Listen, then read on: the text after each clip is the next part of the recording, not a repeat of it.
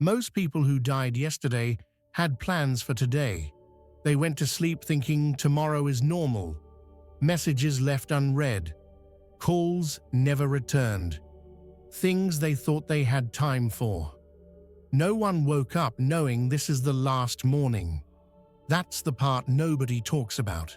Because if today was your last day, it wouldn't feel dramatic. It would feel exactly like this: routine, noise, distraction. And that raises a strange question. How would we even know if today is the day we die? Part 1. Why last days never feel special. The last day doesn't feel special because the human mind doesn't understand endings. The mind understands only two things: habit and continuation. So when a day begins, your mind automatically assumes today will continue like yesterday. That's why people leave home, angry, end conversations, halfway delay, love, postpone forgiveness, because deep down they believe, I'll fix it later. But later is never guaranteed. The last day feels normal because life always feels normal until it suddenly stops, and when it stops, there is no rewind. Part 2. Real stories that feel too normal. You've heard this sentence before. I just talked to them yesterday. That sentence carries everything inside it. Yesterday means they were alive, they were reachable, they felt permanent. But between yesterday and today, there is sometimes only one breath. Yesterday, someone laughed. Yesterday, someone promised. Yesterday, someone said, I'll explain it tomorrow, and tomorrow never arrived. So when people ask, did they know? The answer is simple. No one ever knows. Part 3. Why the mind believes not today. If the human mind truly believed every morning, today could be the end. It wouldn't survive. So the mind creates protection, an illusion of time. That illusion whispers, not today, not now. There's still time, and that illusion is necessary. But it's also dangerous, because the same illusion says, you don't need to say it today. You don't need to forgive today. You don't need to change today. So everything gets delayed, until delay becomes permanent. Part 4. Routine, comfort, or a slow trap. Routine feels safe, like a warm blanket, comfortable, familiar. But under a blanket, things disappear. When life becomes routine, you stop noticing how you speak, how you love, how you spend your time. Days pass, and you can't remember how. And when life runs on autopilot, its ending also arrives quietly. That's why the last day never announces itself. Part 5. Unfinished moments. Heavier. Most lives don't end with unfinished dreams. They end with unfinished words. The sentence you never said, the question you never asked, the truth you kept inside. People think, this is heavy, I'll say it later. But later has no appointment. And when everything ends, things aren't unfinished. People are. That's why the deepest pain isn't death. It's the word if. If I had said it. If I had tried. If I had chosen differently. Part 6. The moment people sense but can't explain. There is a moment some people talk about, not loudly, not clearly, but enough that it stays with them forever.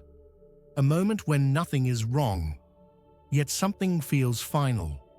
You're sitting somewhere familiar, maybe on your bed, maybe in your car, maybe at work, and suddenly you feel detached, not sad, not afraid, just distant, as if you're watching your own life from a step back.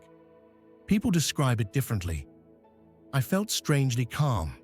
Everything felt slow. I didn't feel rushed anymore. I just wanted quiet. That moment isn't panic, it's awareness. Not the kind that screams, the kind that whispers, pay attention. Most people ignore it. They scroll, they distract, they shake it off, because stillness feels uncomfortable. but sometimes stillness is the loudest message you'll ever receive. Part 7. When you stop caring about small things. Another strange sign people talk about is when small things suddenly lose importance. Arguments feel pointless. Ego feels embarrassing. Winning doesn't matter. You look at things that once controlled you and think, why did I ever care this much? It's not depression, it's clarity. The mind begins filtering what matters. People who were once loud in your head become quiet. Problems that once felt huge feel temporary. Some say this happens when someone is close to death.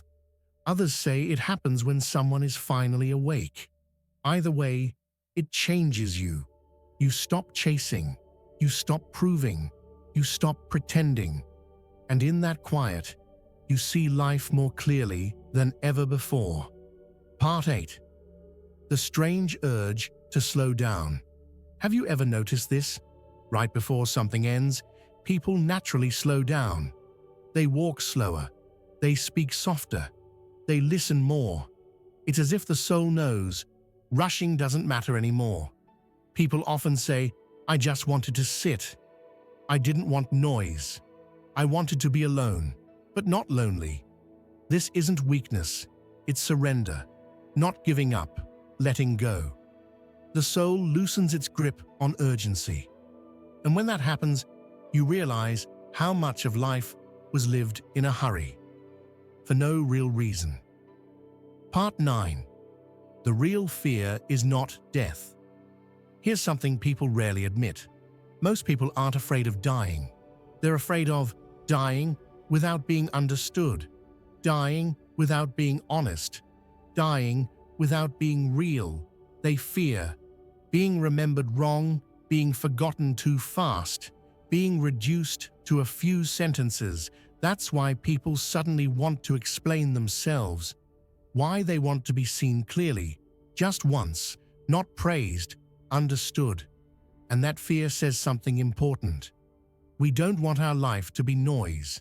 We want it to mean something. Part 10. What really matters when everything strips away? When the mind strips life down to its core, only a few things remain. Did I love honestly? Did I live truthfully? Did I become myself or hide? Money fades, status disappears, approval becomes irrelevant. What stays is connection, meaning truth. That's when people realize life was never about doing more. It was about being real. And if today were your last day, that truth wouldn't scare you. It would calm you. Part 11. Ending.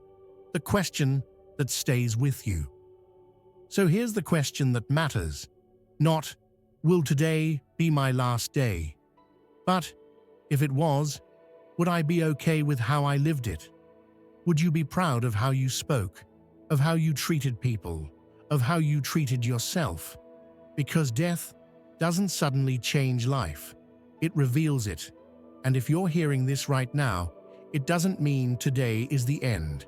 It means today is a chance to speak, a chance to soften, a chance to live deliberately, not automatically. And that might be the real warning. If this made you pause, even for a moment, then it wasn't meant to pass you. Someone else might need this same pause. Share it with them. And if you want more conversations that don't rush you, that don't lecture, that just tell the truth quietly, stay connected. Because sometimes the most powerful wake-up comes without noise.